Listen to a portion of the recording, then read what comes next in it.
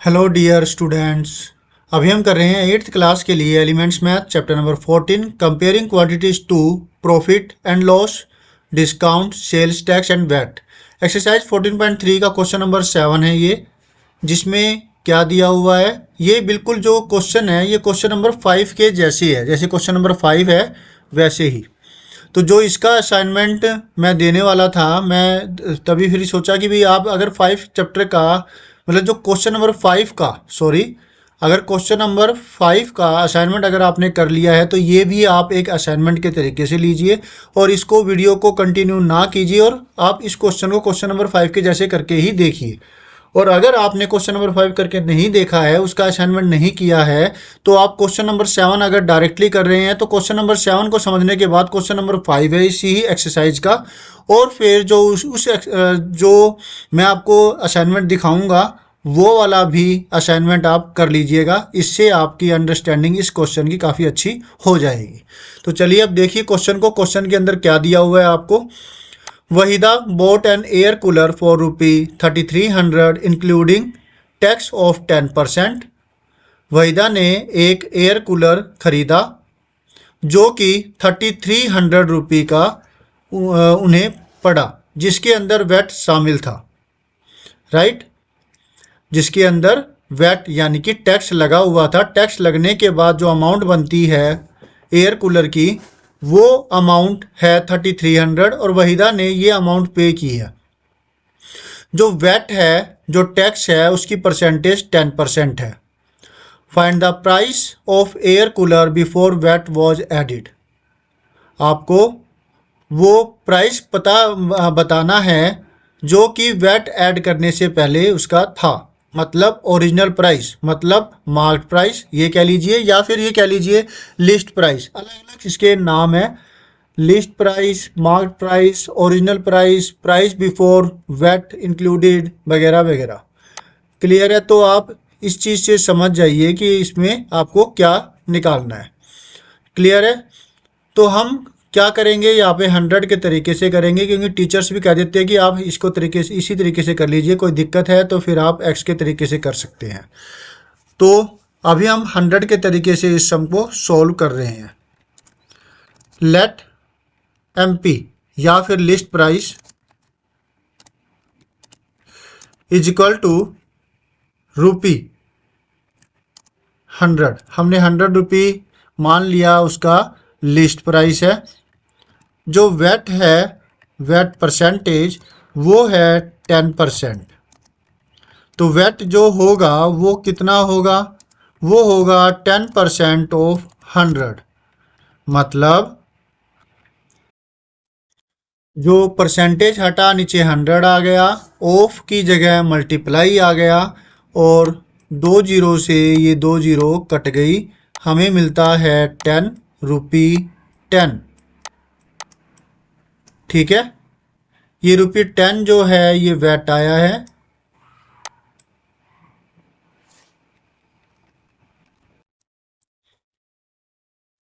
अब final price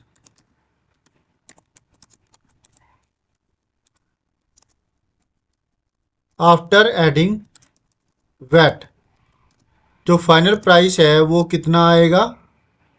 वो आया लिस्ट प्राइस प्लस में वैट। लिस्ट प्राइस वो था 100 रुपये और वैट 10 रुपये, तो टोटल हो गया ये 110 रुपी। राइट। अब हम इसके अंदर यूनिटरी मेथड का इस्तेमाल करेंगे, क्योंकि हमें ओरिजिनल प्राइस निकालना है, इसलिए ओरिजिनल प्राइस इक्वल के राइट हैंड साइड में रखेंगे। देखिए ज़रा, if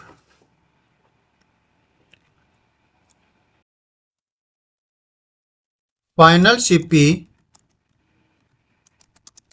is rupee 110, then list price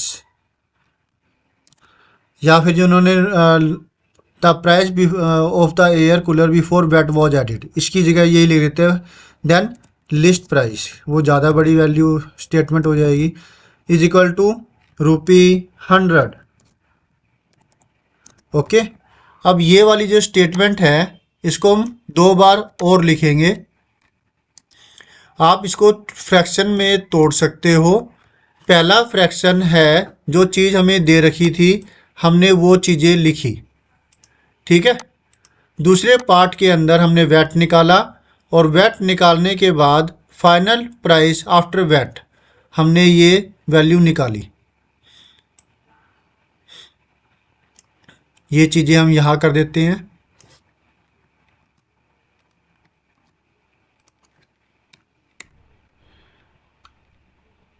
तो सेकंड जो पार्ट है, हमने वैट निकाला, वैट निकालने के बाद फाइनल प्राइस है वो निकाला, इतना, ठीक है। और फिर हम यूनिटरी मेथड का इस्तेमाल कर रहे हैं, तो मैं इसको अलग कलर कर देता हूँ, दिस वन। यहाँ पर हमने 3 चीज़ें इस्तेमाल की है, 3 स्टेटमेंट एक जैसी है। बदलाव जो हुआ है वो देखिए, ये बदलाव हुआ है, यहाँ वाली वैल्यू बदली है और यहाँ वाली वैल्यू बदलेगी, ठीक है। जैसे कि अब यहाँ पर है, ये बदलने वाली है। तो अगर फाइनल सीपी ₹1 है तो फिर लिस्ट प्राइस कितना होगा, ये वैल्यू ऊपर, ये वैल्यू नीचे।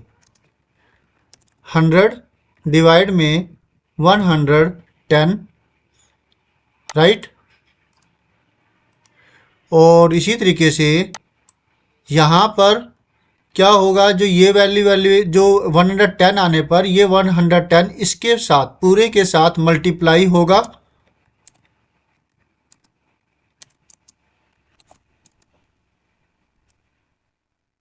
सॉरी यहाँ पे 110 नहीं आएगा, 110 तो आ चुका ना, अभी यहाँ पे 3300 आएगा। अगर इसका कॉस्ट प्राइस 3300 है तो इसका लिस्ट प्राइस क्या होगा, अभी तो वही निकालना है। अगर इसका फाइनल सीपी 3300 है तो फिर इसका ओरिजिनल प्राइस कितना था, तो यहाँ 3300 आ जाएगा। अब इसकी कैलकुलेशन हमें करनी होगी, फिर हमारा जो आंसर है वो निकल जाएगा। तो अब इसकी कटिंग कर देंगे। 0 से ये 0 कट गया, 11 1 जा 11, 11 3 जा 33, 2 0 की 2 0 आ गई। अब 300 और ये 0 यहाँ से लेंगे तो 3000 हो जाएगा। ये इसको सोल्व करके हमें 3000 रुपये मिलता है। मतलब क्या हुआ कि इसका ओरिजिनल प्राइस मिल गया हमें 3000, और यही जो है हमारा आंसर हो जाता है। होप सो आपको अच्छे समझ में आ गया होगा। हमने 3 फ्रैक्शन किए इसके। एक फ्रैक्शन के अंदर जो गिवन था वो लिखा, दूसरे फ्रैक्शन के अंदर वैट निकाला और वैट निकालने के बाद फाइनल प्राइस निकाल दिया लिस्ट प्राइस के अंदर वैट को जोड़ करके, और तीसरे टुकड़े के अंदर हमने ये यूनिटरी मेथड का इस्तेमाल किया, जो बदलाव किया उसको अलग कलर कर दिया, और फिर यूनिटरी मेथड का इस्तेमाल करके हमने इसका जो ओरिजिनल प्राइस है वो निकाल दिया 3000 रुपये। अब बारी है असाइनमेंट की। अगर अब तक आपने क्वेश्चन नंबर 5 का असाइनमेंट नहीं किया है, क्वेश्चन नंबर 5 नहीं किया है, तो फिर आप इस वीडियो की मदद से क्वेश्चन नंबर 5 जरूर कर लीजिएगा, और साथ ही साथ जो उसका असाइनमेंट है वो भी कर लीजिएगा। मैं आपको दिखाता हूँ असाइनमेंट।